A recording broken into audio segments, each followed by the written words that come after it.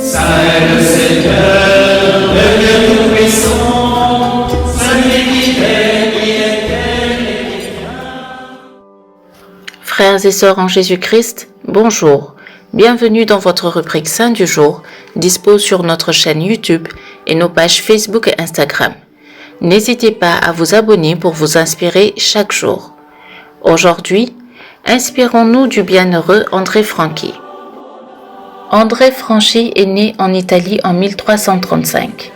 À 26 ans, André entre chez les dominicains et est ordonné prêtre 9 ans plus tard. Modèle, il devint prieur.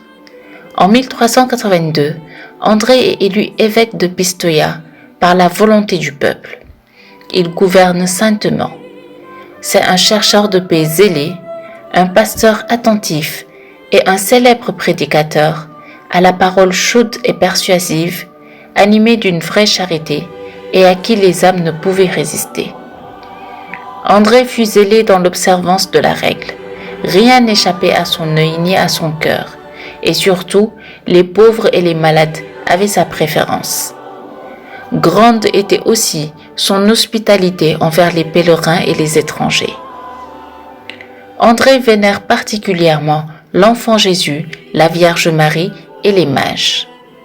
Sa dévotion et son hospitalité lui donnèrent la grâce de recevoir Jésus lui-même sous l'aspect d'un pèlerin. André fut un grand intercesseur pour son peuple lors des guerres civiles. Le Seigneur vint à son aide par des miracles, et le peuple le vénérait en l'appelant le Père des pauvres.